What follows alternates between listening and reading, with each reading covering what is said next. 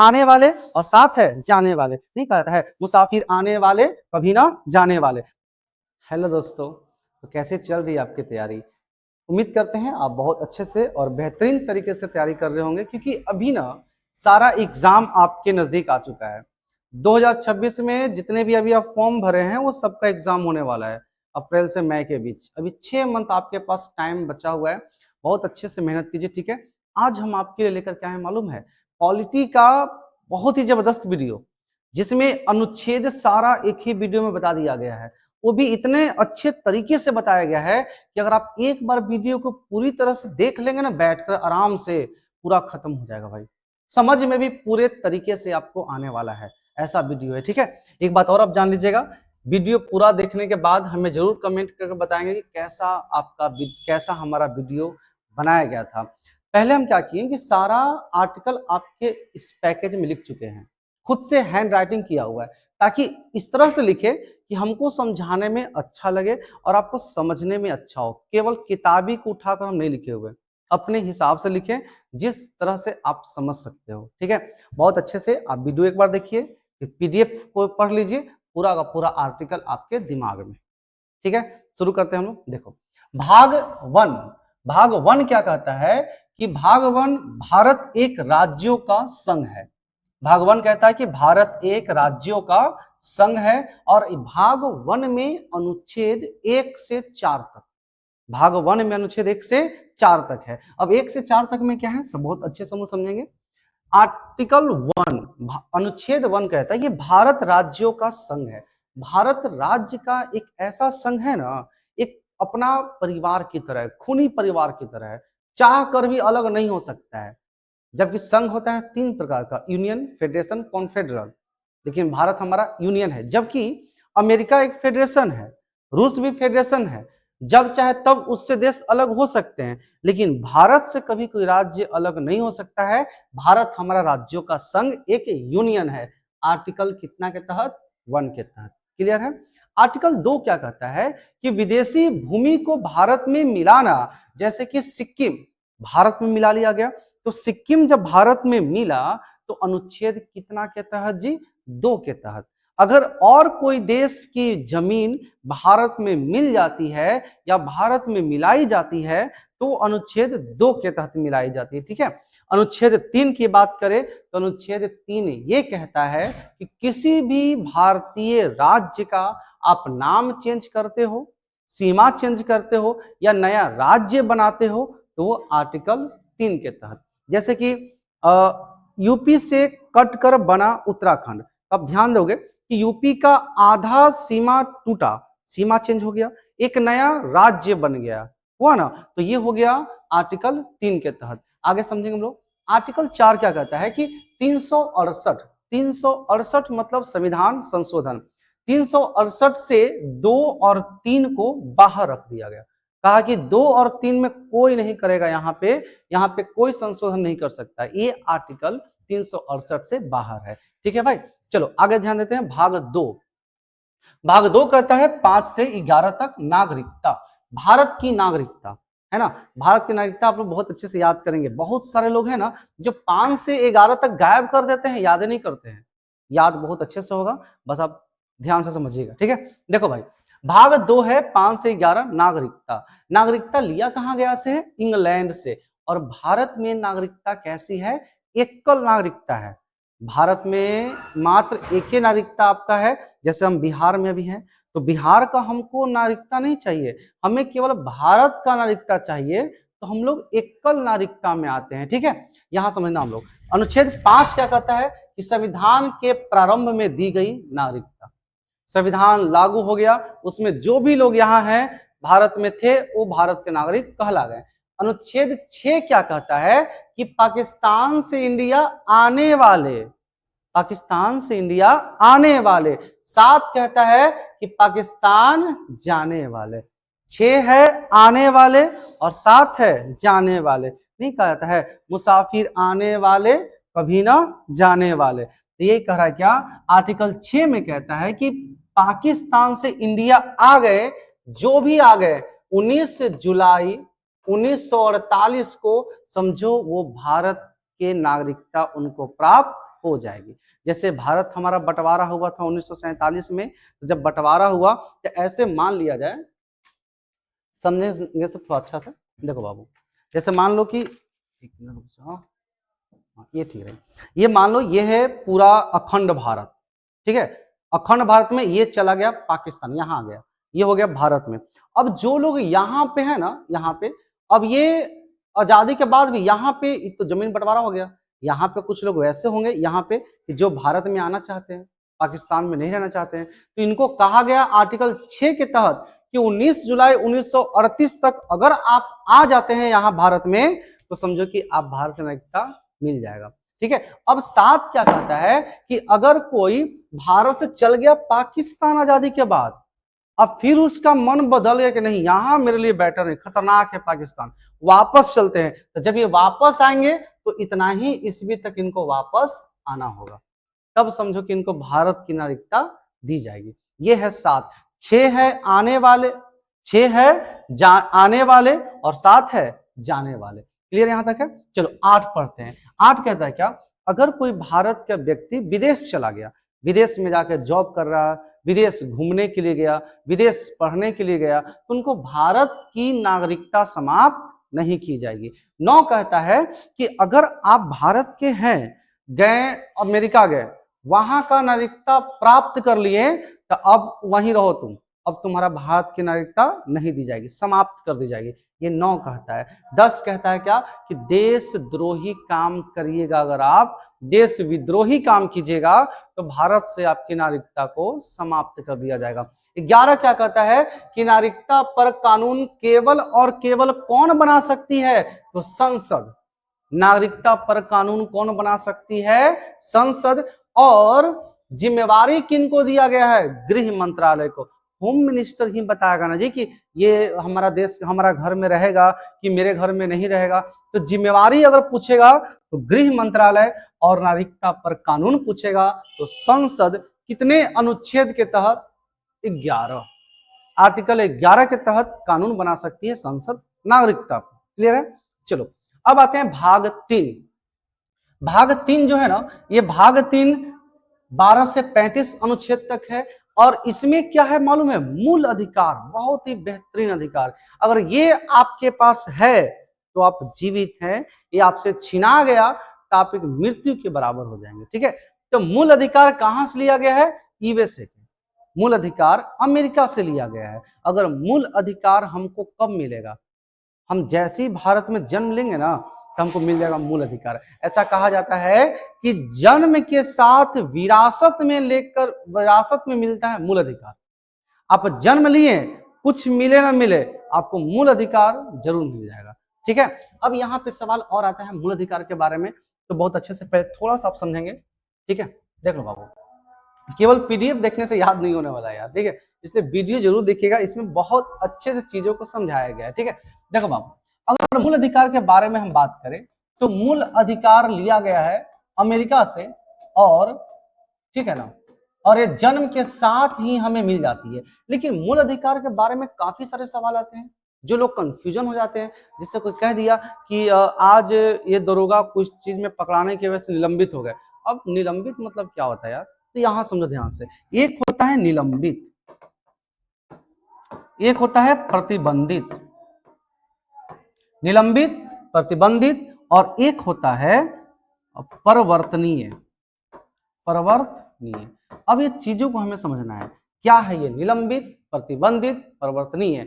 निलंबित मूल अधिकार को कौन कर सकती है, राष्ट्रपति, और प्रतिबंध कौन कर सकता है, संसद, और परिवर्तनीय कौन कर सकता है, हाई कोर्ट और सुप्रीम कोर्ट, ठीक है। इसका मतलब ये हुआ कि आपको मूल अधिकार मिल गया है, तो आप अपने मूल अधिकार का गलत प्रयोग नहीं कर सकते हैं। जैसे कि आपको बोलने का अधिकार है, हम भाषण दे रहे हैं, हम भाषण देने का अधिकार है। अब कोई नेता आएगा, उसके सामने बोलेंगे, उसके सामने उसको गरिया देंगे, या कोई और आएगा उससे मैंने दिन भर गरियाते चलेंगे सबको, तो ये हमारा मूल अधिकार है कि आप कुछ भी बोल सकते हैं। लेकिन सामने वाला का मूल अधिकार भी है सहन शक्ति का, ये सब अभद्र भाषा नहीं सुनने का, वो आप पे कंप्लेन करेगी। और जब आपकी गलतियां ज्यादा पाया जाएगा तो कुछ समय के लिए राष्ट्रपति उन्हें क्या कर देंगे, निलंबित कर देंगे। ठीक है। और जब आप ऐसा हो गया कि एकदम पूरा का पूरा बर्बाद हो गए, आप सबको परेशान कर रहे हैं, सबके मूल अधिकार पे आप हनन कर रहे हैं, आप 4 व्हीलर चला रहे हैं, किसी घर में घुस जा रहे चलाते चलाते, है ना, किसी कहां लेके चल जा रहे, किसी चढ़ा दे रहे हैं, एक कंटिन्यूटी आपका बना हुआ है, तब आपको प्रतिबंधित कर दिया जाएगा। और प्रतिबंधित कौन करेगा? संसद। अब उसके बाद आप कुछ समय बाद अपनी गलती को फील करेंगे और कहेंगे कि नहीं, अब हम आज के बाद ये सब नहीं करेंगे, हमको संसद कैसे मेरा मूल अधिकार पर प्रतिबंध कर सकती है, कुछ नया। तब वो कहां जा सकता है मालूम है? सुप्रीम कोर्ट और हाई कोर्ट जा सकता है। हाई कोर्ट जाके बोलेगा कि सरकार हमारी मूल अधिकार को प्रतिबंधित कर रही है, आप इस पे कुछ कार्रवाई करें। तब जाके हाई कोर्ट में सुनवाई आपको की जाएगी और फिर वापस आपको मूल अधिकार दिया जाएगा। आपके मूल अधिकार को ना जनता छीन सकती है और ना ही सरकार छीन सकती है। मूल अधिकार क्या आपको बताएं कि जन्म से मिला है आपको, ये कोई नहीं छीन सकता। जब आप मर जाएंगे तभी आपका मूल अधिकार साथे चल जाएगा। ठीक है ना? चलो भाई, अब यहाँ पे नेक्स्ट हम ध्यान देते हैं मूल अधिकार की सारे आर्टिकल को समझते हैं जरा ध्यान से। ठीक है, देखो आर्टिकल 12 कहता है परिभाषा। आर्टिकल 12 क्या कहता है जी? परिभाषा कहता है। आर्टिकल 12 कहता है परिभाषा, मूल अधिकार के बारे में परिभाषा दिया गया है, वो पूरा अनुच्छेद 12 में। आर्टिकल 13 कहता है अल्पीकरण।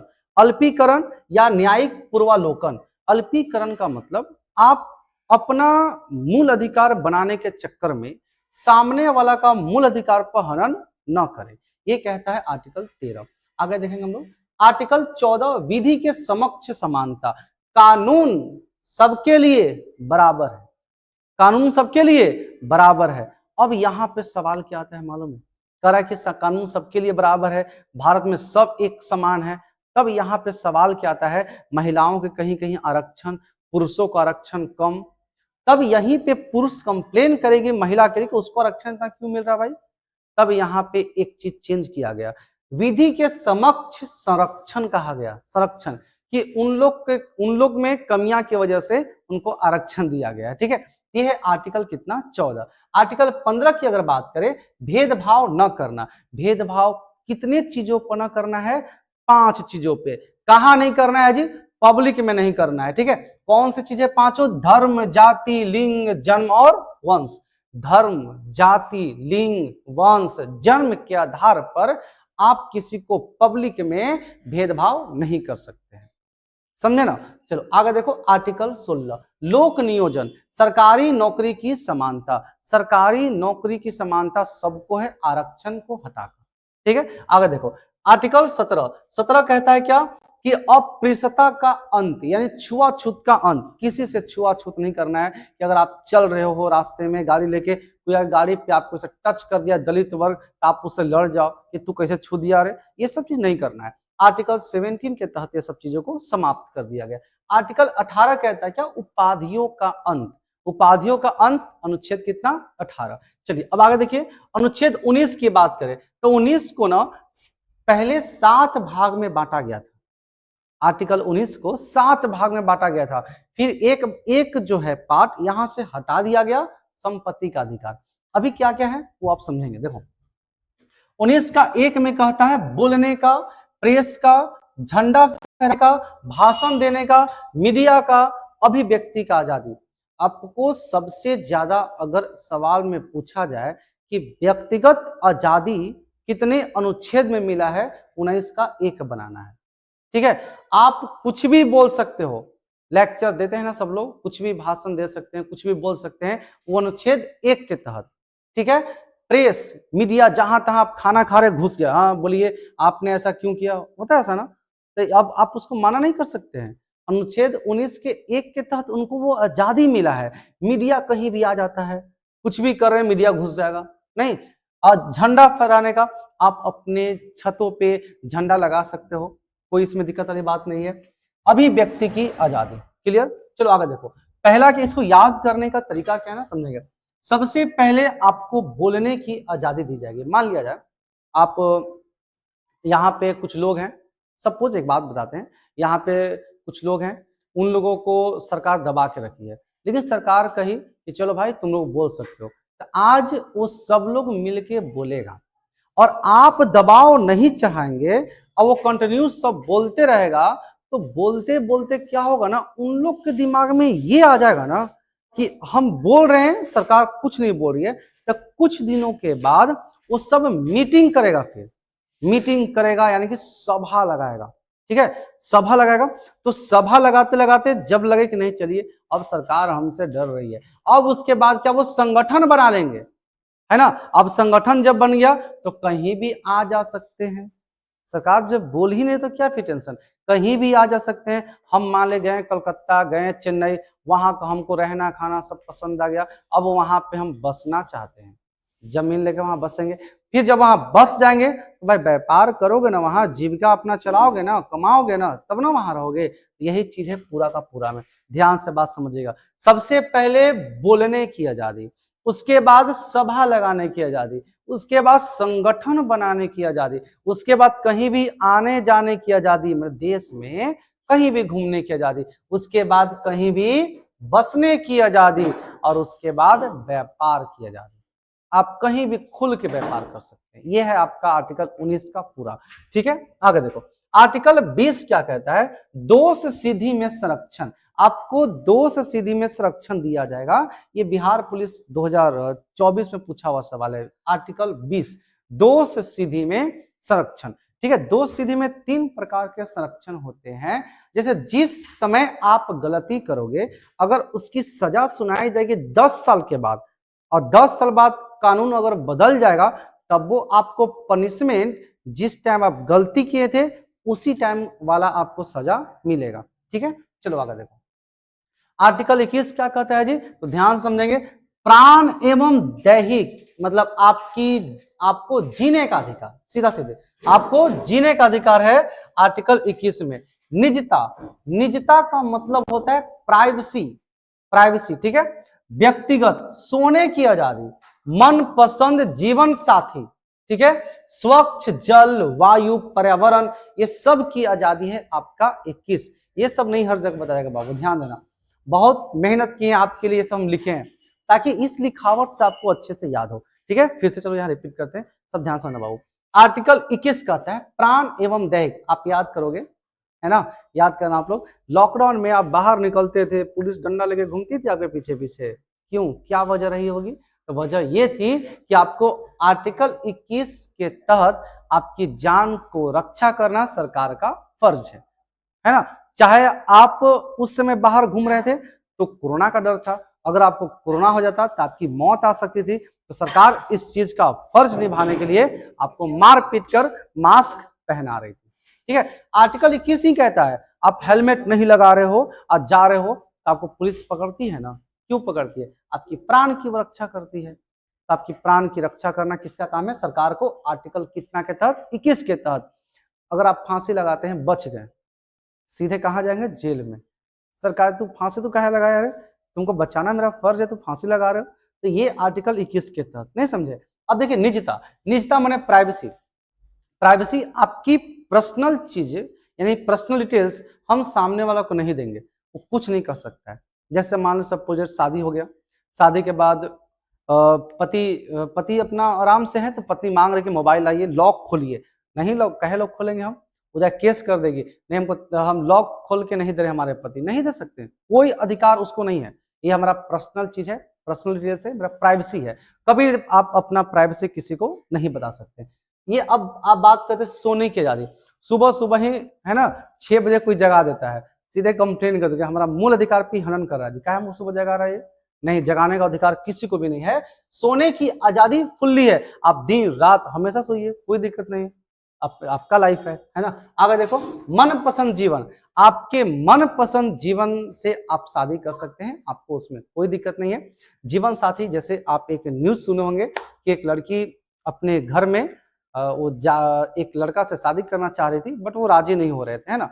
तो उसी समय वो सीधे पुलिस को कॉल की कि आइए हमारे घर पे, हम अपने प्रेमी के साथ विवाह करना चाहते हैं और हमारे माता पिता या जो भी थे वो शादी करने से मना कर रहे। तो पुलिस आई, सामने वहां रही और दोनों को भगा दी, जाओ, यानी कि शादी करवा दिया दोनों को। ये चीज होता है, समझे। ये किस आर्टिकल के तहत जी, 21 के तहत। मनपसंद जीवन साथी आप ढूंढ सकते हैं, इसमें आपको सरकार भी हेल्प करेगी, ठीक है। आगे देखो स्वच्छ जल, आप साफ पानी पीजिए, साफ वातावरण में रहिए, ये आपका अधिकार है। साफ पर्यावरण में रहिए, ये आपका अधिकार है। अगर गलती से भी पानी अगर आप कहीं पिए, खराब कोई पानी दे दिया, सीधे आप कंप्लेन कर सकते हो कि हमारा मूल अधिकार पे हनन कर रहा, खराब पानी हमें पिला रहा है ना, ये चीज है। चलो आगे देखो बाबू, 21 का ए जो बनाया गया है, इसमें 6 से 14 वर्ष के बच्चों को प्राथमिक शिक्षा दे दिया गया। ठीक है, जब हमारा भारत आजाद हुआ था ना, उस समय भारत के पास उतना मात्रा में पैसा नहीं था।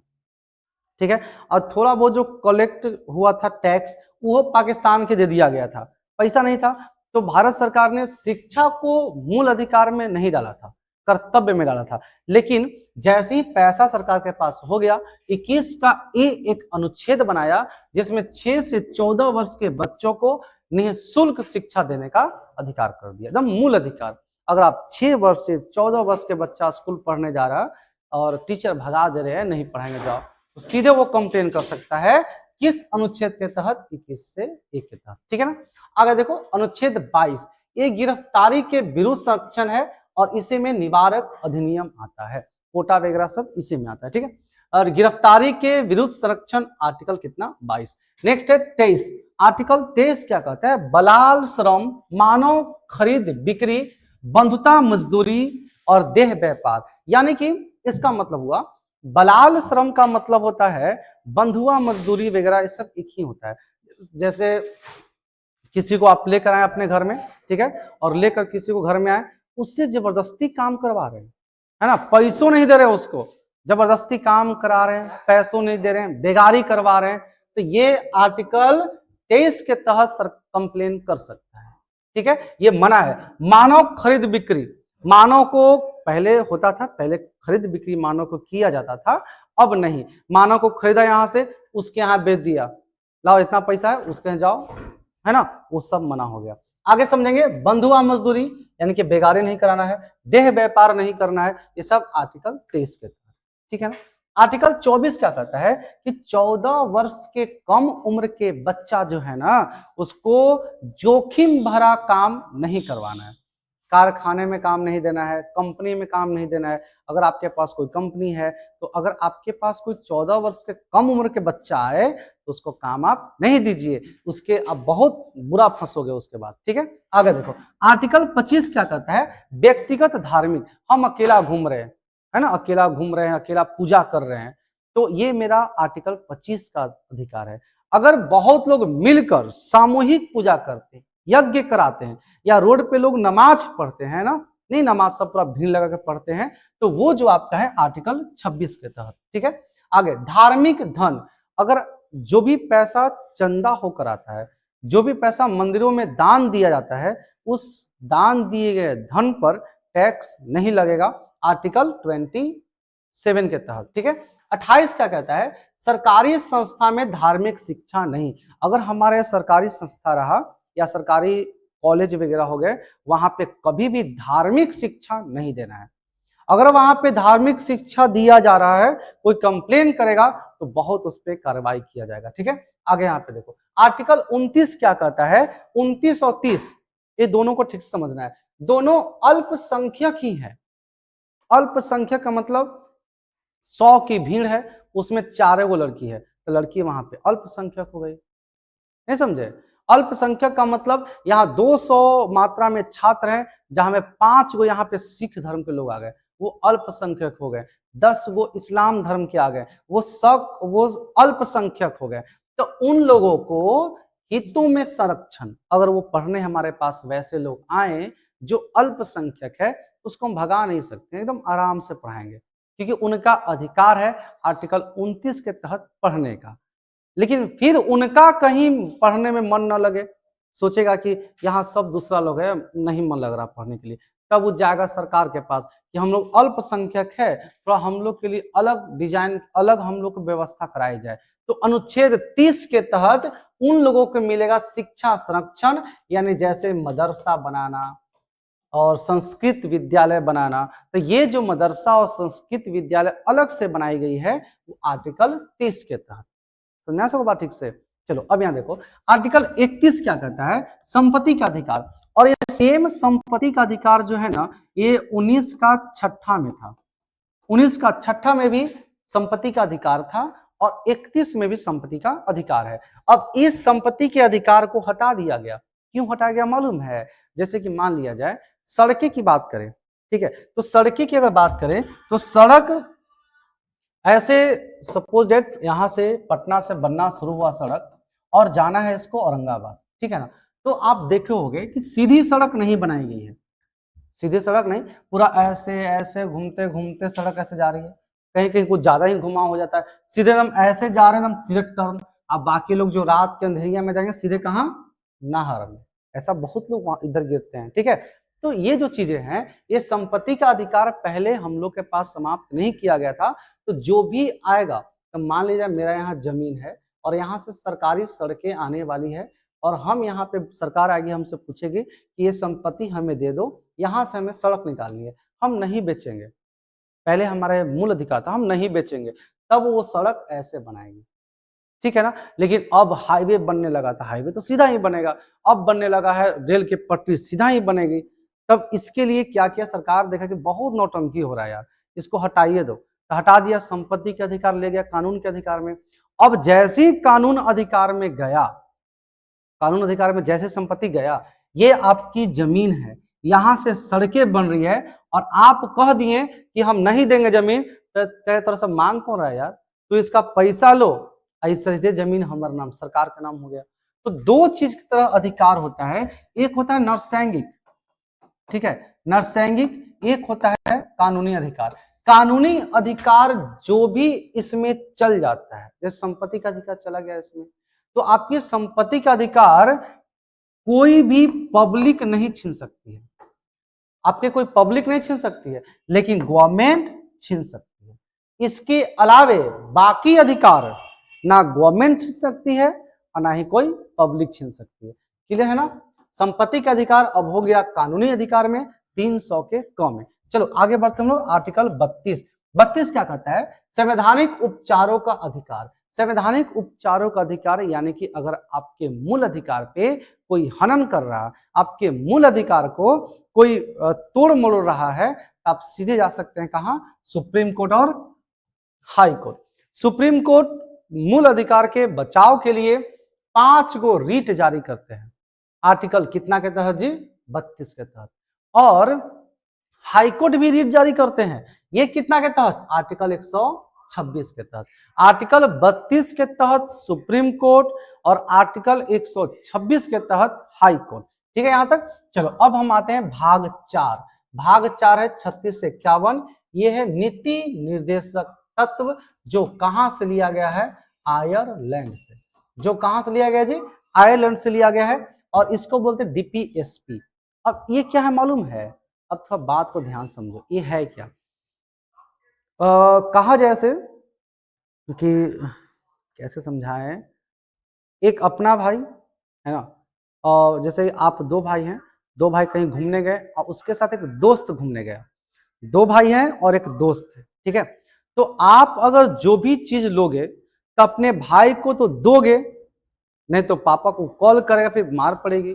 तो इसलिए आप उनको दोगे, क्योंकि ये आपका मूल अधिकार है, ये मेरा भाई है, अपना खून है, ये मूल अधिकार हमारा है कि हम जो भी करेंगे इसको देंगे।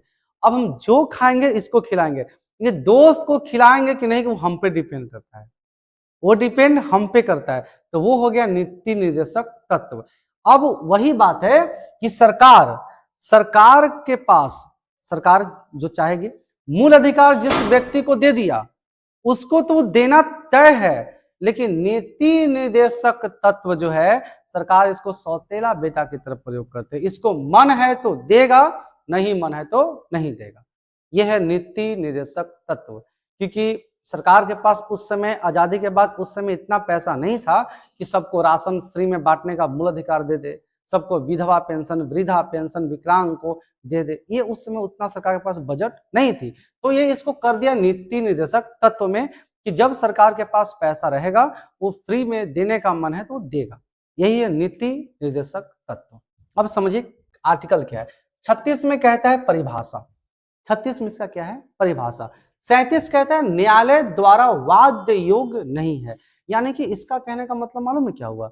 अगर आपको जो मूल अधिकार है, अगर मूल अधिकार पे कोई हनन करता है, जैसे कि मान लिया जाए आपको 6 से 14 वर्ष के बच्चों को पढ़ने का अधिकार है फ्री में, ठीक है, फ्री में पढ़ने का अधिकार है, उसको कोई पढ़ने से मना कर रहा तो वो कोर्ट में जा सकता है कि हमारा मूल अधिकार को सरकार छीन रही है। लेकिन अगर आपको सरकार दे रही है राशन, ठीक है, और राशन अगर सरकार देना बंद कर दी तो आप सुप्रीम कोर्ट या हाई कोर्ट के पास नहीं जा सकते। आर्टिकल 37 के तहत कहा गया है कि न्यायालय द्वारा वाद योग्य नहीं है, न्यायालय में आप नहीं जा सकते हैं, ठीक है। आगे पढ़ो। 38 क्या कहता है? लोक कल्याण। लोक कल्याण का मतलब लोक यानी कि जनता, जनता को कल्याण करने के लिए सरकार कुछ भी दे तो सरकार क्या देती है? राशन कार्ड बनाई है, ठीक है। और देख लो आयुष्मान कार्ड, जितने भी चीज बनाई गई है ना वो सब नीति निर्देशक तत्व है। जब सरकार के पास बजट खत्म होगा ना वो दिन राशन कार्ड बंद कर देगा तुरंत, ठीक है। आगे देखो आर्टिकल 39, समान काम के लिए स्त्री और पुरुष का समान वेतन होना चाहिए, चाहे महिला काम करे या पुरुष काम करे, और दोनों अगर समान काम कर रहा है ना तो वेतन भी दोनों का समान होना चाहिए, ठीक है। आर्टिकल 39 के क क्या कहता है? कानूनी विधि सहायता, ये 42वां संशोधन के तहत इसमें जोड़ा गया है। अब यहाँ पे समझना है कानूनी विधि सहायता आर्टिकल 39 के क, इसका मतलब क्या हुआ? जो एम्बुलेंस वगैरह खुलता है ना जी, एम्बुलेंस वगैरह, ये कानून ये सब फ्री मिल जाता है। एम्बुलेंस जहां पे कोई गिरा, एम्बुलेंस आया, वो आर्टिकल 39 के क के तहत, ठीक है। आगे देखिए अनुच्छेद 40, ग्राम पंचायतों का संगठन। तो ग्राम पंचायतों का संगठन या ग्राम पंचायतों का गठन आर्टिकल 40 के तहत कहा गया है, ठीक है। 41, 41, 42, 43 याद करना है दमन से। क्या याद करना है? 41, 42, 43 दमन से याद करना है। दशाओं में सरकारी सहायता, कुछ दशाओं में सरकारी सहायता, म से मनोचित दशा में सहायता, न से निर्वाह योग्य मजदूरी। ये तीनों के बारे में आप समझो बहुत अच्छे से।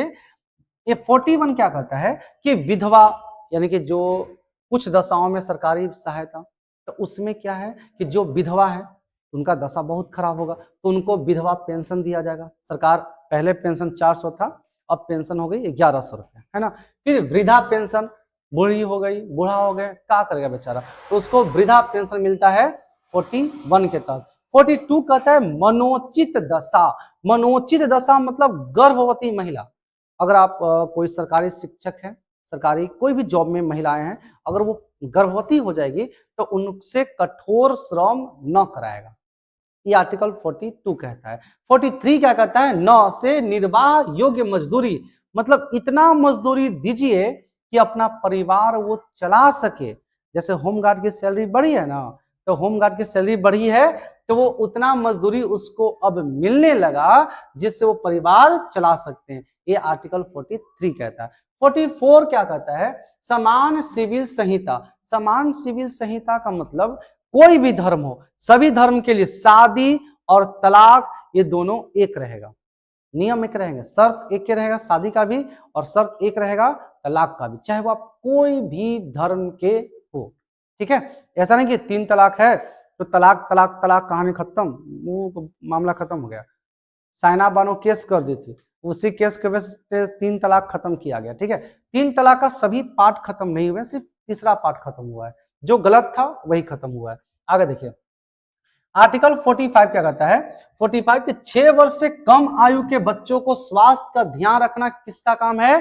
सरकार का काम है। 6 से 14 वर्ष तक बच्चों को निःशुल्क शिक्षा, ये भी आर्टिकल 45 में कहा गया, ठीक है।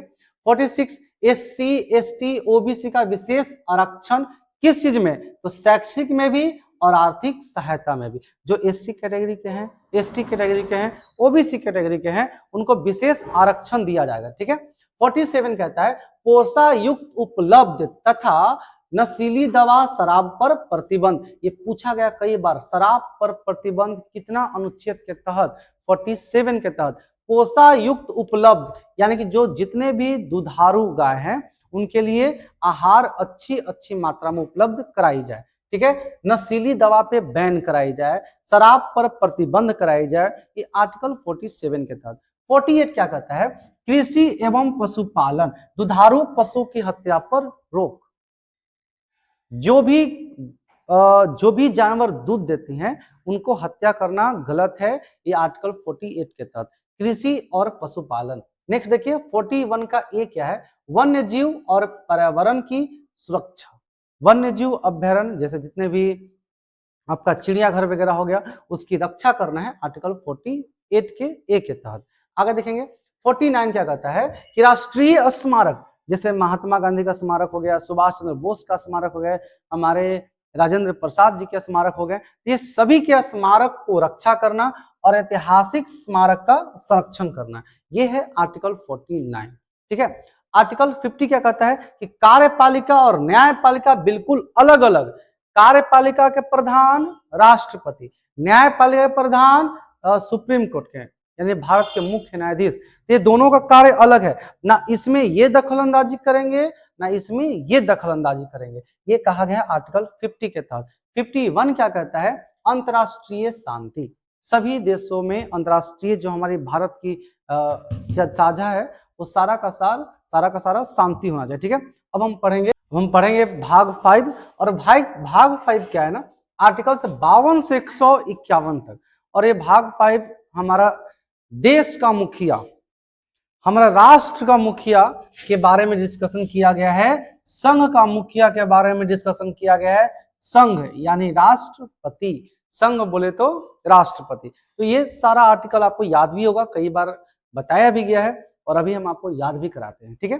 देखो राष्ट्रपति के पहले सारा अनुच्छेद एक लाइन में लपेटा जाए, 52 से कहां तक जी, 61 तक। तो देखो 52 इसका ट्रिक है, पकानी कोक्का दुयो दशम, पकानी कोक्का दुयो दशम। प से राष्ट्रपति का पद, का से कार्यपालिका का प्रमुख, ठीक है, नी से निर्वाचन, को से कोटा, का से कार्यकाल, दू से दोबारा निर्वाचन, यो से योग्यता, द से दशा, स से शपथ, म से महाभियोग। तो आर्टिकल 52 में है पद, 53 में है कार्यपालिका, 54 में निर्वाचन, 55 में कोटा, 56 में कार्यकाल, 57 में दोबारा निर्वाचन, 58 में योग्यता, 59 में दशा, 60 में शपथ और 61 में है महाभियोग। और आपको जानकारी है कि शपथ कौन दिलाते हैं, तो सुप्रीम कोर्ट के मुख्य न्यायाधीश। और वो शपथ किनको दिलाते हैं, राष्ट्रपति को। राष्ट्रपति किनको दिलाते हैं, मुख्य न्यायाधीश को। चलिए आगे देखिए अब 61 के बाद, अब यहाँ पे समझेंगे 61 के बाद 62 कोई ज्यादा खास नहीं था। फिर उपराष्ट्रपति का जिक्र अगर हम करेंगे, जैसे राष्ट्रपति के हल्का नीचे कौन है, उपराष्ट्रपति। तो उपराष्ट्रपति का ट्रिक है उसका निक्का चुस, उसका निक्का चुस। उस से हो जाएगा उपराष्ट्रपति का पद, स से सभापति, का से कार्यवाहक राष्ट्रपति के रूप में, यानी कि राष्ट्रपति किसी कारणवश छुट्टी चल गए तो यही उनके जगह पे राज्य देश को चलाएंगे। ठीक है। नि से निर्वाचन, का से कार्यकाल, चू से चुनाव की अवधि और स से शपथ। तो 61 तक उसमें हम लोग पढ़े थे, है ना। 63 में है उपराष्ट्रपति का पद, 64 में सभापति यानी राज्यसभा का सभापति, 65 में कार्यवाहक राष्ट्रपति, 66 में निर्वाचन, 67 में कार्यकाल, 68 में चुनाव की अवधि और 69 में क्या है, शपथ। ठीक है। आगे देखो बाबू, अब 70 की बात करें। 70 आकस्मिक स्थिति। आकस्मिक स्थिति का मतलब राष्ट्रपति का कुछ सडनली तबीयत खराब हो गया, सडनली उनको कहीं जाने का समय हो गया, तो उस समय आ जाएंगे उपराष्ट्रपति। ये है आर्टिकल 70 के तहत। आर्टिकल 71 क्या कहता है, अगर राष्ट्रपति और उपराष्ट्रपति आपस में विवाद कर रहे हैं, ये विवाद कैसे होता है, मान लिया जाए राष्ट्रपति अपनी बेटी के शादी में छुट्टी लेकर चल गए 1 मंथ के लिए, और 1 मंथ के लिए बैठ गए उपराष्ट्रपति। ठीक है।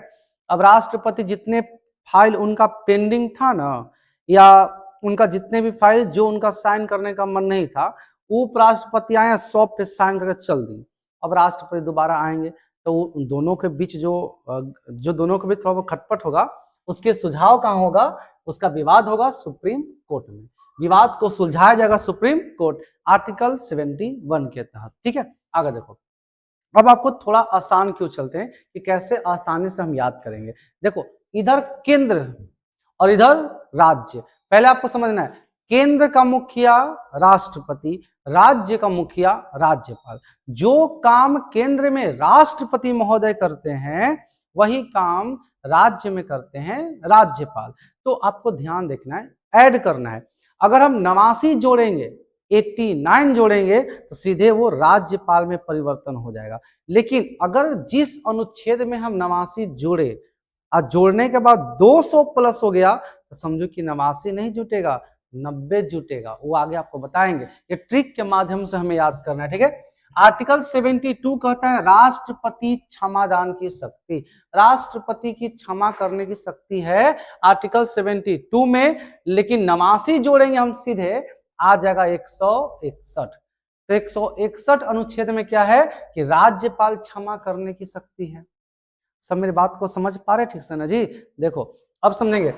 73 में है संघ की कार्यपालिका का कानून, संघ की कार्यपालिका का कानून।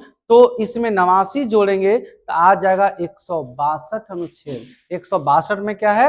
राज्य की कार्यपालिका का कानून।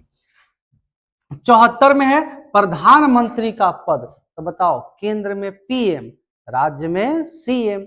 तो इसमें 89 जोड़ेंगे तो हो जाएगा 163। 163 कहता है सीएम का पद, इधर केंद्र और उधर राज्य। आगे समझेंगे। 75 कहता है पीएम की नियुक्ति, पीएम की नियुक्ति। तो 89 ऐड करेंगे तो हो जाएगा 164 सीएम की नियुक्ति। इसमें पीएम की नियुक्ति, उसमें सीएम की नियुक्ति, केवल 89 ऐड करना है भाई। आगे देखो 76 महान्यवादी, जिस तरह से केंद्र में होते हैं महान्यवादी उस तरह से 89 जोड़ेंगे 166 हो जाएगा। और राज्य में होते हैं क्या? 165 हो जाएगा। और राज्य में महाधिवक्ता, केंद्र में महान्यवादी और राज्य में महाधिवक्ता। और ये ऐसा महान्यवादी है। चलो आगे देखते हैं हम लोग। 7 कहता है पीएम के कार्य संचालन, पीएम के कार्य संचालन। 89 जोड़ेंगे हो जाएगा 166। तो सीएम के कार्य संचालन। आगे देखेंगे हम लोग। 78 अनुच्छेद कहता है पीएम का कर्तव्य। 89 जोड़ेंगे हो जाएगा 167, 167। और इसमें क्या है? सीएम के कर्तव्य। यहाँ पीएम के कर्तव्य 89 जोड़ेंगे हो जाएगा सीएम के कर्तव्य। आगे देखेंगे 79 में है संसद। 79 में क्या है? संसद। तो 79 में हम अगर 89 जोड़ते हैं तो हो जाता है 168। तो इसमें है विधानमंडल का गठन, इसमें संसद और राज्य में विधानमंडल का गठन। आगे समझेंगे हम लोग। 80 में राज्यसभा, जैसे देश में राज्यसभा। और 89 जोड़ेंगे तो 169 हो जाएगा। इसमें विधान परिषद का सृजन, विधान परिषद का निर्माण। आगे देखेंगे 81 में है लोकसभा, 81 में लोकसभा। 89 जोड़ेंगे 170 हो जाएगा। इसमें है विधानसभा, ठीक है। 82 में है परिसीमन। तो 89 जोड़ेंगे तो 171 में हो जाएगा विधान परिषद का गठन, जिसमें 6 राज्यों में है। विधान परिषद पूरे भारत के राज्यों में नहीं है। आगे समझेंगे। 83 में सदन की अवधि, 83 में है केंद्र के सदन की अवधि।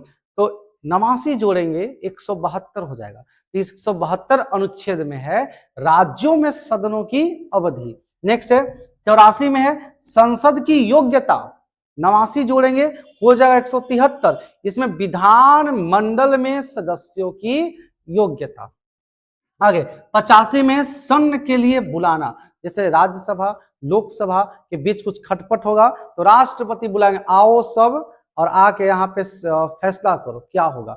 तो 85 के तहत बुलाया जाएगा। आर्टिकल 86 कहता है राष्ट्रपति का अभिभाषण, राष्ट्रपति का जो अभिभाषण होता है वो अनुच्छेद 86 के तहत। अनुच्छेद 87 राष्ट्रपति का विशेष अभिभाषण, ठीक है।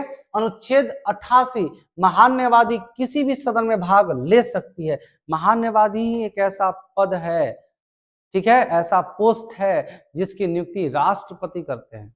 और जब तक चाहे तब तक राष्ट्रपति इनको उस पद पे रखे रह सकते हैं। महान्यवादी कोई इसको जनता चुनता नहीं है, फिर भी किसी भी सदन में जाके भाग ले सकते हैं, किसी भी न्यायालय में जाके ये लड़ सकते हैं। इनका शक्ति एक सुप्रीम कोर्ट के जज के बराबर होता है, ठीक है। चलो आगे यहाँ पे देखो, नेक्स्ट समझेंगे हम लोग। आर्टिकल 93 93 क्या कहता है कि लोकसभा के अध्यक्ष और उपाध्यक्ष, आर्टिकल 93 है, लोकसभा के अध्यक्ष और उपाध्यक्ष 89 जोड़ेंगे, हो जाएगा 182। अब 182 में क्या है कि विधान परिषद के सभापति और उपसभापति। ठीक है, आगे देखो हम लोग। आर्टिकल 98 क्या कहता है, संसद का सचिवालय। आर्टिकल 98 संसद का सचिवालय। आर्टिकल 99 सांसदों का शपथ, जो सांसद लोग होते हैं ना उनका शपथ। आर्टिकल 100 मतलब गणपूर्ति। गणपूर्ति 1/10 भाग होता है, गणपूर्ति। अनुच्छेद 100 गणपूर्ति। 108 की बात करें, संयुक्त अधिवेशन, जो राज्यसभा और लोकसभा का जो संयुक्त अधिवेशन होता है वो होता है अनुच्छेद 108 के तहत। 109 धन विधेयक पर विशेष प्रावधान। धन विधेयक पर विशेष जो प्रावधान दिया गया है वो अनुच्छेद 109 के तहत। 110 क्या कहता है, धन विधेयक। जिस तरह से धन विधेयक है वो आर्टिकल 110 के तहत। 111 कहता है विधेयकों पर राष्ट्रपति की अनुमति। जो विधेयक रहेगा ना, कितनों राज्यसभा पास हो जाएगा, लोकसभा पास हो जाएगा, जब तक राष्ट्रपति उस पर अनुमति नहीं दिखाएंगे तब तक वो विधेयक पास नहीं होगा। ठीक है। 112 बजट। 112 केंद्रीय बजट। अब देखो, अगर 112 में हम 89 जोड़ते हैं, 89 जोड़ते हैं हो जाएगा 201, तो 200 पार न हो गया जी, तब 89 नहीं ऐड होगा, अब 90 ऐड होगा। क्या ऐड होगा अब 90 ऐड होगा। तो हम बजट में यानी कि 112 में 90 जोड़ेंगे तो होगा 202। 112 केंद्रीय बजट, 202 राज्य का बजट। 112 केंद्रीय बजट, 202 राज्य का बजट। ठीक है ना बाबू। चलो आगे देखो। 113 कहता है प्राक्कलन। 113 क्या है, प्राक्कलन। 114 विनियोग विधेयक। 114 है विनियोग विधेयक। 115 अतिरिक्त अनुदान। 116 लेखानुदान। 117 वित्त विधेयक। ठीक है। अब यहां से फिर से आते हैं। 109 धन विधेयक पर विशेष प्रावधान। 110 धन विधेयक। 111 विधेयकों पर राष्ट्रपति की अनुमति। 112 केंद्रीय बजट।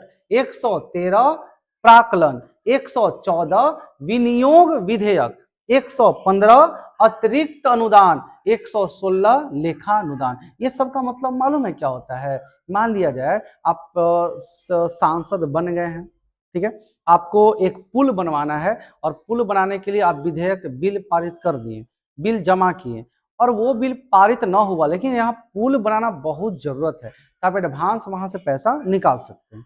ठीक है, ये हो गया इस सब का मतलब। एक और इसमें क्या होता है कि मान लिया जाए आपको खर्च मिल गया, इतना बजट में पुल को बनाना है, लेकिन महंगाई बढ़ गया, महंगाई बढ़ गया और 75% पुल बनाए, मतलब कि यहाँ से सीढ़ी लगाए और सीढ़ी लगा यहाँ तक बना दिए, खाली सीढ़ी बनाना बाकी था, मतलब उतरने के लिए सिर्फ सीढ़ी बनाना बाकी था। ठीक है, और आपका जितना बजट मिला वो आप पेपर में लिख दिए कि बजट मेरा समाप्त हो गया, कैसे कैसे आप जुड़वा दिए, अब यहाँ पे काम ये रुक जाएगा, तब एक्स्ट्रा पैसा मिलता है, वही सब का मतलब होता है। ठीक है, चलो भाई आगे यहाँ ध्यान दो। नेक्स्ट सुनिएगा बच्चे से। 120 क्या कहता है, संसद में प्रयोग किया जाने वाला भाषा। संसद में प्रयोग किया जाने वाला भाषा 120, जैसे कि हिंदी और इंग्लिश है ना, और इसमें 90 जोड़ेंगे तो हो जाएगा 210। ये विधानसभा में प्रयोग किया जाने वाला भाषा।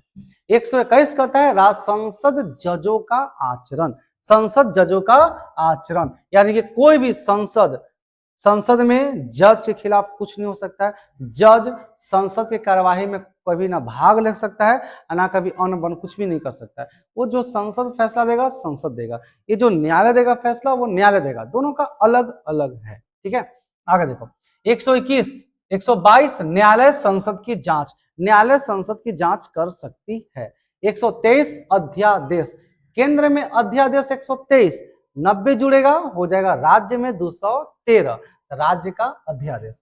राष्ट्रपति अध्यादेश जारी कर सकता है 123 के तहत, राज्यपाल अध्यादेश जारी कर सकती है 213 के तहत। ठीक है, 124 सुप्रीम कोर्ट का गठन, 90 जोड़ेंगे हो जाएगा 214, हाई कोर्ट का गठन।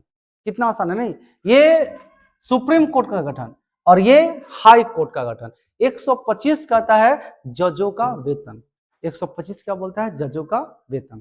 ठीक है, आगे देखिए 126 अस्थायी मुख्य न्यायाधीश। अगर मुख्य न्यायाधीश नहीं बन पाए तो कुछ देर के लिए अस्थायी मुख्य न्यायाधीश बनाया जाता है। 127 तदर्थ न्यायाधीश। तदर्थ न्यायाधीश मतलब 5 वरिष्ठ जो होते हैं वो मिलकर चुनते हैं एक तदर्थ न्यायाधीश, और तदर्थ न्यायाधीश नहीं होने पर कोई सेवानिवृत्त जज 128 अनुच्छेद के तहत, कोई सेवानिवृत्त जज यानी कि कोई जज रिटायर हो गए ना, उनको बुला के बैठा दिया जाएगा। 129 सुप्रीम कोर्ट के अभिलेख न्यायालय का कार्य करती है। जो सुप्रीम कोर्ट है ना वो अभिलेख न्यायालय का कार्य करती है, ये 129 के तहत। ठीक है, 130 क्या कहती है? सुप्रीम कोर्ट का स्थान। सुप्रीम कोर्ट का स्थान दिया गया है 130 अनुच्छेद के तहत। 131 सुप्रीम कोर्ट का मूल अधिकार। कुछ सुप्रीम कोर्ट का भी अपना फंडामेंटल राइट्स है जो सुप्रीम कोर्ट को दिया गया है। 132 है, 131 है सुप्रीम कोर्ट का मूल अधिकार, और 132 कहता है क्या? हाई कोर्ट सुप्रीम कोर्ट में अपील करना। अगर हाई कोर्ट का कोई केस सुप्रीम कोर्ट में भेज सकता है आर्टिकल 132 के तहत। इसके बाद थोड़ा सा जितने भी है ना वो उतना खास नहीं थे, अब आगे बढ़ते। 148 CAG नियंत्रण महालेखा परीक्षण। जितने भी भारत में धन होता है ना, पैसा, उसका निरीक्षण, उसका संरक्षण कौन करते हैं? CAG करते हैं। 149 CAG की शक्ति बताया गया। 149 CAG की शक्ति बताया गया। 150 CAG केंद्र तथा राज्य दोनों की जांच कर सकता है। नियंत्रण महालेखा परीक्षण जो होते हैं ना, ये राज्य में भी जांच कर सकते हैं धनों की, और केंद्र में भी धनों की जांच कर सकते हैं। 151 CAG अपना रिपोर्ट सीधे राष्ट्रपति को सौंपेंगे। CAG को जो भी रिपोर्ट मिलेगा ना वो सीधे राष्ट्रपति को जमा कर देंगे। लीजिए ये रिपोर्ट मिला है राज्य में, ये रिपोर्ट मिला है पूरा केंद्र में। आगे चलो बात करते हैं भाग 6। भाग 6 क्या कहता है? राज्य। भाग 6 बतलाता है केवल राज्य के बारे में। इसका ट्रिक हम समझेंगे। राज्य का मुखिया कौन है जी? राज्यपाल। इसका ट्रिक क्या है? पकानी कायो सस। पकानी कायो सस। 153 में है राज्यपाल का पद, 154 में है कार्यपालिका, 155 में है निर्वाचन, 156 में कार्यकाल, 157 में योग्यता, 158 में शर्तें, और 159 में है शपथ। ठीक है, अब समझेंगे। 159 यहां तक खत्म हो गया ना। 160 अनुच्छेद कहता है आकस्मिक स्थिति। जिस तरह से राष्ट्रपति का आकस्मिक स्थिति था ना, उसी तरह से है राज्यपाल का आकस्मिक स्थिति। चलिए आगे समझेंगे। भाग 6 खत्म हो गया। भाग 7 है केवल 238 में। भाग 7 केवल 238 था और उसको भी ना समाप्त कर दिया जाए। अब भाग 7 अब यहाँ पे है नहीं। ठीक है, आगे भाग 8 239 से 242 केंद्र शासित प्रदेश। भाग 8 कहता है 239 से 242 तक और केंद्र शासित प्रदेश। वर्तमान में केंद्र शासित प्रदेश है 8। ठीक है ना, चलो आगे समझेंगे। भाग 9 कहता है पंचायती राज। 243 के ए से ओ तक 73वां संशोधन के तहत ये बना था। फिर से ध्यान देंगे। भाग 9 पंचायती राज, भाग 9 के ए नगर पालिका, भाग 9 के बी सहकारिता। फिर से हम रिपीट करेंगे। भाग 9 पंचायती राज, भाग 9 के ए नगर पालिका, भाग 9 के बी सहकारिता। पूरा का पूरा भाग 9 ना 243 में खत्म हो गया। ठीक है, देखिए भाग 9 जो है 243 के ए से कहां तक? ओ तक। और यही सबसे ज्यादा इंपॉर्टेंट है यार। इस पे ना एक हम वीडियो बनाए 10 मिनट शो का कि पंचायती राज अनुच्छेद 243 के ए से ओ तक। मिल जाएगा आपको, मेरे डिस्क्रिप्शन में जाना, आपको मिल जाएगा ये वीडियो, है ना। आगे यहाँ देखो, नगर पालिका जो है 243 के बाद ओ खत्म हुआ, तब पी से लेकर जेड के जी तक ये 74वां संशोधन 1993 में लागू हुआ था। ठीक है, आगे देखो। फिर भाग 9 के बी जो है ना सहकारिता, ये 243 के जेड के जी से जेड के टी तक ये जुड़ा कब? 97वां संशोधन 2011 में। क्लियर यहां तक हो गया। चलो अब आगे बढ़ते हैं। भाग 10। भाग 10 है 244। भाग 10 क्या है जी, केवल 244 अनुच्छेद। इसमें कहा गया है एससी एसटी का प्रशासन। आप देखोगे कहीं कहीं एससी एसटी थाना लिखा रहेगा, बैदराबाद में आ गया ना एससी एसटी प्रशासन, वो कितना अनुच्छेद के तहत है, तो वो अनुच्छेद आपका है 244। अब भाग कितना है 10। ठीक है, आगे देखो भाग 11 245 से 263। इसमें बताया गया है कि केंद्र और राज्य के बीच संबंध, केंद्र और राज्य के बीच संबंध बताया गया है भाग 11 में। अब इसके बारे में थोड़ा समझते हैं, ज्यादा नहीं, 2 ही सवाल इससे ज्यादा आता है, बस मात्र 2 आर्टिकल। एक आता है 262 जो अंतर जलीय परिषद, 262 जो आता है ना अंतर जलीय परिषद, और 263 जो आता है अंतर राज्यीय परिषद। ये तो कई बार पूछा है और ये अप्रॉक्स लोगों को याद होगा, ये इसमें फंसोगे आप। अंतर जलीय यानी अगर आपसे सवाल पूछ देगा भाई कि कृष्णा नदी पर, कावेरी नदी पर तमिलनाडु कर्नाटक विवाद करती है, तो वो विवाद को सुलझाया जाता है कितने अनुच्छेद के तहत, फंस जाओगे। उसके विवाद को निपटारा करने के लिए किस आर्टिकल के तहत एक अंतर जलीय परिषद बनाया गया, तो 262 है ना। जबरदस्त सवाल, इसको अच्छे से याद करना। ठीक है, जैसे कि आप एग्जाम्पल में लिख सकते हो कृष्णा नदी, कावेरी नदी, ये सब का विवाद को सुलझाव होता है अंतर जलीय परिषद से। 263 अंतरराज्यीय परिषद। अब हम बात करते हैं भाग 12। भाग 12 है 264 से 300 क। ये क्या है, वित्त समिति संविदा। यह है वित्त समिति संविदा, यानी वित्त आयोग के बारे में जो चर्चा किया गया है ना, वो अनुच्छेद 12 में किया गया। इसमें भी जितने इंपॉर्टेंट आर्टिकल थे आप देख लो। 266 भारत की संचित निधि। आप सुनते हैं ना कि जजों के वेतन कहाँ से मिलता है, तो संचित निधि से मिलता है। तो वो संचित निधि कितने अनुच्छेद में है, तो वो है 266 में। ठीक है, 267 आकस्मक निधि, आकस्मक निधि। 275 विशेष राज्य दर्जा। विशेष राज्य दर्जा क्यों मिलता है, तो आपकी जो पिछड़ा राज्य हो गया, जो राज्य में केवल पर्वत है, पहाड़ है, वहां पे ज्यादा बिजनेस करने का, ज्यादा वहां उद्योग करने का सुविधाएं नहीं है, तो वो सब जगह पे मिलता है विशेष राज्य दर्जा।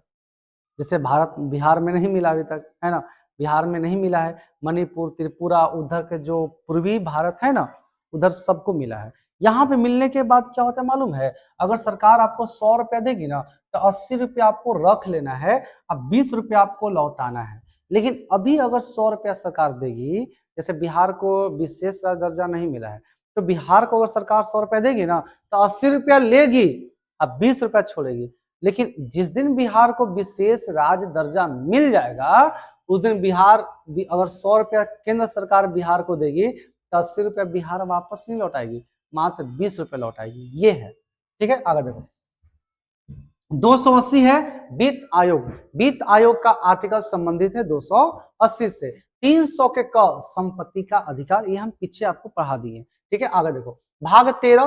भाग 13 कहता है 301 से 307 तक, ये व्यापार और वाणिज्य से संबंधित है, व्यापार और वाणिज्य से संबंधित है। आगे समझेंगे हम लोग।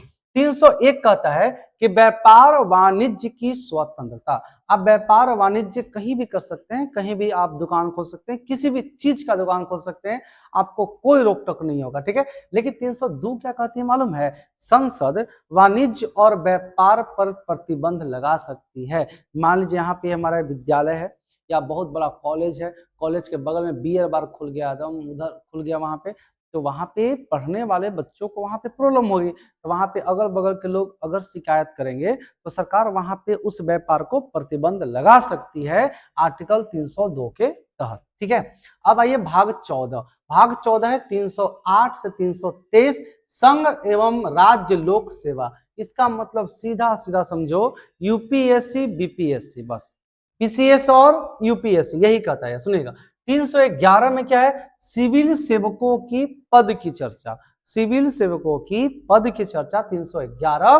अखिल भारतीय का सृजन 312। सिविल सेवकों का पद से हटाने की चर्चा 317 और यूपीएससी बीपीएससी की चर्चा 315। ठीक है। अब आइए भाग 14 के क की बात करें तो भाग 14 के क में है न्यायाधिकरण, जो 323 के क अनुच्छेद में है। 323 के क अनुच्छेद में क्या है? न्यायाधिकरण। आगे पढ़े हम लोग भाग 15। भाग 15 है 324 से 329 तक, जिसमें निर्वाचन या चुनाव के बारे में बताया गया। निर्वाचन और चुनाव के बारे में बताया गया जो भाग 15 में 324 से 329 तक। आर्टिकल 324 क्या कहता है? चुनाव आयोग की चर्चा। 324 किससे संबंधित है? चुनाव आयोग से संबंधित है? नहीं। 327 निर्वाचन कानून बनाने का अधिकार केवल किसको है? संसद को। संसद जब चाहेगी तब चुनाव में परिवर्तन कर सकती है। केवल निर्वाचन में कानून बनाने का अधिकार किनको है जी? संसद को है। ठीक है, आगे पढ़ो। भाग नंबर 16, ये भी बहुत अच्छा, लगातार है ये। 16 कहता है 330 से 342। भाग 16 में 330 से 342 ये आरक्षण की बात करता है। देखो ध्यान से, 330 में लोकसभा में एससी एसटी के सीटों का आरक्षण। लोकसभा में ये तय किया गया है कितना सीट एससी का होगा, इतना सीट एसटी का होगा। ठीक है। 331 लोकसभा में एंग्लो इंडियन। 332 विधानसभा में एससी एसटी के सीटों का आरक्षण। 333 विधानसभा में एंग्लो इंडियन। 334 लोकसभा में एससी एसटी। 335 नौकरी या सेवा में प्रमोशन में एससी एसटी। 336 सेवा तथा प्रमोशन में एंग्लो इंडियन। 337 एंग्लो इंडियन के शैक्षणिक आरक्षण। 338 एससी आयोग बनाया गया था जिसमें 7 को सदस्य थे। 339 एससी एसटी प्रशासन तथा कल्याण का कार्य करना, ये सब जो है ना केंद्र के अंतर्गत आता है। ठीक है। 340 पिछड़ा वर्ग आयोग। ठीक है, एक बार हम बोलते हैं, अगर आप वीडियो देखेंगे तो सिर्फ बोलिएगा मेरे साथ। ठीक है। 330 में क्या है? तो लोकसभा में एससी एसटी के सीटों का आरक्षण। 331 में क्या है? लोकसभा में एंग्लो इंडियन। 332 में क्या है? विधानसभा में एससी एसटी सीटों का आरक्षण। 333 में क्या है? विधानसभा में एंग्लो इंडियन। 334 में क्या है? तो लोकसभा में एससी एसटी। 335 में क्या है? नौकरी या सेवा तथा प्रमोशन में एससी एसटी। 336 क्या है? सेवा और प्रमोशन में एंग्लो इंडियन। ठीक है। 337 में क्या है? एंग्लो इंडियन के लिए शैक्षणिक आरक्षण। 338 में क्या है? एससी आयोग, जिसमें सदस्य कितने थे? 7।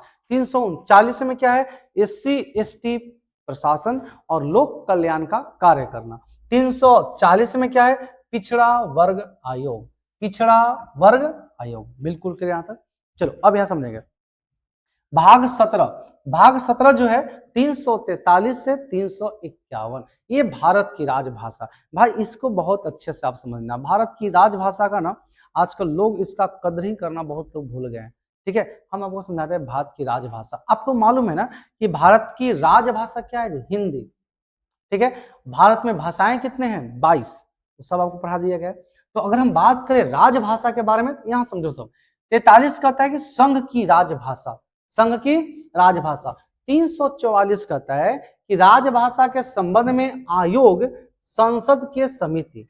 345 कहता है राज्य की राज्य भाषाएं, जैसे कि कन्नड़ कर्नाटक में, तमिल तमिलनाडु, और तेलुगु आंध्र प्रदेश, उसी प्रकार कह रहे हैं। 346 किसी राज्य की पत्रदी में हिंदी तथा इंग्लिश, यानी कि अगर आप किसी राज्य की पत्रदी हो रहा वहां पे तो आप हिंदी बोलेंगे या तो इंग्लिश, ना कि कन्नड़ लेके चल गए। अब सामने जो हिंदी पढ़ता उसको समझ ही में नहीं आ रहा, कम से कम हिंदी के बचाव के लिए इंग्लिश भाषा प्रयोग किया गया कि कोई भी अगर आप कोई भी अदर स्टेट के हैं, आपको हिंदी बोलने नहीं आता है, आप इंग्लिश बोल सकते हैं। ठीक है, आगे समझेंगे। 347 के तहत भाषा को राजभाषा का दर्जा कौन दे सकते हैं? राष्ट्रपति। राष्ट्रपति अगर चाहेंगे तो किसी भी भाषा को राज्य की दर्जा दे सकते हैं। जैसे बिहार है ना, तो बिहार को जैसे भोजपुरी की बात किया जाए, अगर चाहेंगे भोजपुरी को तो राष्ट्रपति क्या करेंगे मालूम है? भोजपुरी को राजभाषा घोषित कर सकते हैं। कितने अनुच्छेद के तहत? तो 347। 347 के तहत राजभाषा भोजपुरी को राष्ट्रपति घोषित कर सकते हैं। 348 के बात करें तो SC यानी सुप्रीम कोर्ट और हाई कोर्ट के विधेयक में भाषा क्या होनी चाहिए? इंग्लिश। विधेयक माने बाबू एक पत्र होता है, हम इस पत्र में लिख के दिए कि सभी बेरोजगारों को 10-10 हजार महीना मिलना चाहिए। अभी पत्र जाएगा राज्यसभा में तो बन गया विधेयक, या लोकसभा में तो बन गया विधेयक, ठीक है ना। तो विधेयक कौन सी भाषा में होना चाहिए जी? इंग्लिश भाषा में। वो कब? जब सुप्रीम कोर्ट और हाई कोर्ट के पास जाएगा तब।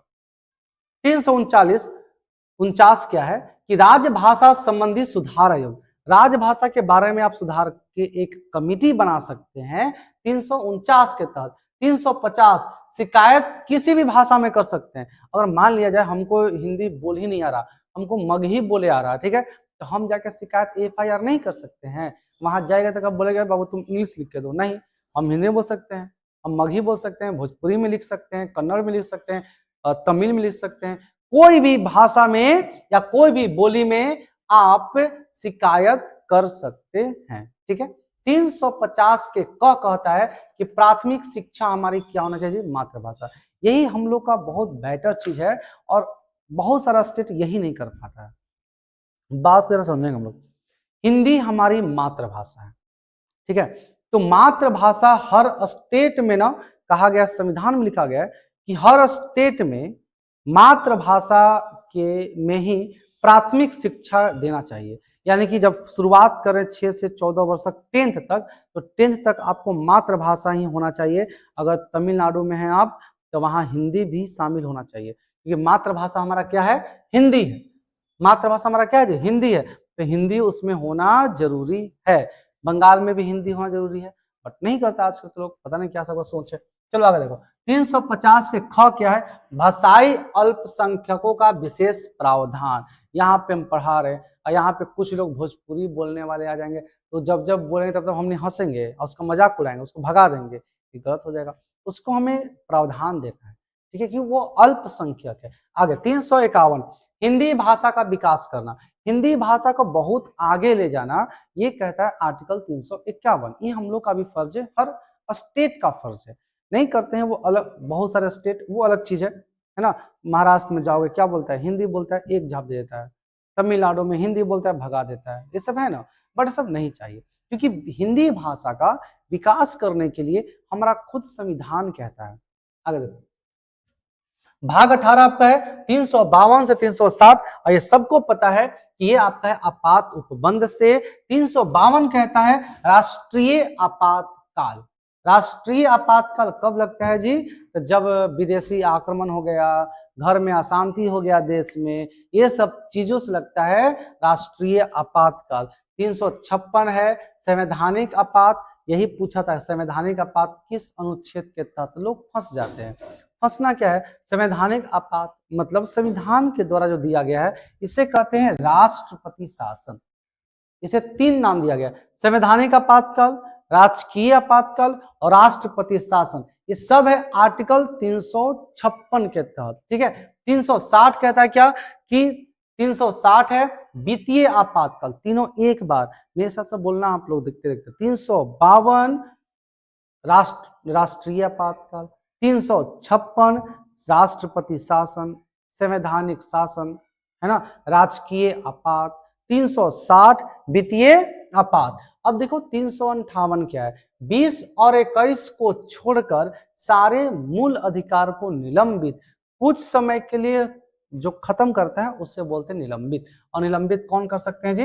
राष्ट्रपति। निलंबित राष्ट्रपति कर देते हैं मूल अधिकार को, कितने के तहत? 359 के तहत, ठीक है। आगे देखो हम लोग भाग 19 आते हैं 361 से 367 प्रकीर्ण। 361 क्या कहता है कि राष्ट्रपति राज्यपाल को न्यायालय से संरक्षण है। राष्ट्रपति और राज्यपाल को न्यायालय से संरक्षण मिल जाता है, यानी आम आदमी लोग थोड़ी लोग मुखिया न है जी।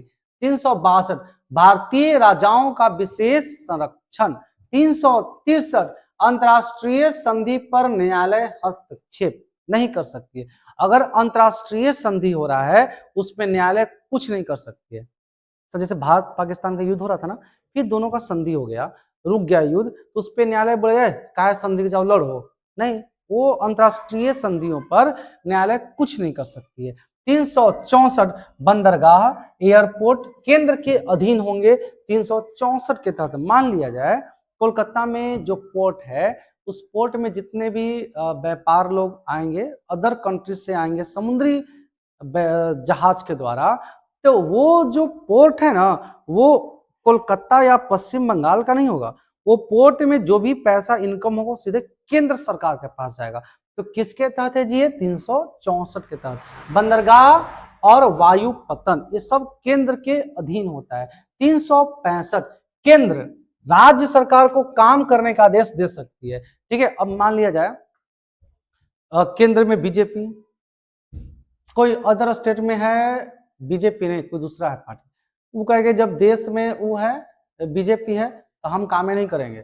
ठीक है, तो केंद्र वाला कहेगा राज्य को, आदेश देगा कि तुमको ये काम करना है और उसको करना पड़ेगा। ठीक है, केंद्र राज्य को आदेश दे सकती है अनुच्छेद 365 के तहत। आगे 366 परिभाषा केंद्र और राज्य के बारे में। अनुच्छेद 367 क्या है? निर्वाचन या बयान। ठीक है, आगे पढ़ो। भाग 20, भाग 20 कहता है 368 यानी कि संविधान का संशोधन। ये लिया गया है दक्षिण अफ्रीका। संविधान का संशोधन कहां से लिया गया है जी? दक्षिण अफ्रीका से लिया गया है। भाग 21 368 से 392 ये अस्थायी संक्रमण कालीन है। अस्थायी समझे ना, जैसे इसमें क्या क्या है, इसमें बहुत इंपॉर्टेंट है, सब जान लेना। ये सब पूछा था दरोगा में, इससे सवाल आया था। यहाँ पे देखो अस्थायी संक्रमण कालीन 370 में दिया गया जम्मू कश्मीर का विशेष प्रावधान, जो खत्म हो गया, कहाँ अभी सब उड़ गया। 371 में महाराष्ट्र और गुजरात को आरक्षण दिया गया था, नहीं। अब देखो 371 के ABCDEFGHIJ, मतलब 371 के ए के तहत किनको मिला? नागालैंड को। 371 के बी के तहत असम को। 371 के सी के तहत मणिपुर को। 371 के डी के तहत आंध्र प्रदेश, ई के तहत आंध्र प्रदेश विश्वविद्यालय को, एफ के तहत सिक्किम, जी के तहत मिजोरम, एच के तहत अरुणाचल प्रदेश, आई के तहत गोवा और जे के तहत कटहल। इसको ट्रिक हम बना दिए, क्या है? नाम आपका सिम्मी आलू गोभी कटहल, नाम आपका सिम्मी आलू गोभी कटहल। 5 बार बोलेंगे तो जुबान पे आ जाएगा भाई। ठीक है, चलो। एन से नागालैंड, ए से असम, एम से मणिपुर, ए से आंध्र प्रदेश, एपी से आंध्र प्रदेश विश्वविद्यालय, सी से सिक्किम, मी से मिजोरम, आ से अरुणाचल प्रदेश, गोभी से गोवा, कटहल से कर्नाटक। क्लियर? चलो पढ़ते हैं 379 से 391 तक जो था ना आर्टिकल, उसको निरस्त कर दिया गया, खत्म कर दिया गया, बर्बाद कर दिया गया उसको। ठीक है, आइए 392 कठिनाइयों को दूर करना राष्ट्रपति का कर्तव्य है। अगर किसी को कठिनाई है तो उसको दूर करने का कर्तव्य किनको दिया गया है? राष्ट्रपति को, 392 अनुच्छेद के तहत। अब लास्ट आपका है भाग 22 393 से 395। इसमें संक्षिप्त नाम केवल दिया गया है। जैसे 393 भारत का संविधान, एक संविधान का संक्षिप्त नाम है पुस्तक का, भारत का संविधान। ठीक है, 394 संविधान लागू करने की तिथि, 395 26 जनवरी 1950 लागू करने के बाद सभी जितने पुराने अधिनियम थे 1935, 1858, 1800 जो भी 73, फिर 1915, 19, ये सब को समाप्त कर दिया गया। ठीक है, आर्टिकल 395 यही था। और आज आपका पूरा अनुच्छेद का खतरनाक सीरीज का वीडियो समाप्त। अगर आप लोग यहाँ तक देख लिए हैं भाई तो लाइक जरूर करना और कमेंट भाई जरूर करो कैसा हमारा वीडियोस लगा, ताकि हम और ऐसे अच्छे अच्छे वीडियो आपके लिए सामने प्रस्तुत करें। ठीक है, और कमेंट सब जरूर करना, और जो भी नए बच्चे जुड़ेंगे ना वो सब्सक्राइब जरूर करना यार, और शेयर कर देना बाबू। ठीक है, धन्यवाद, थैंक यू।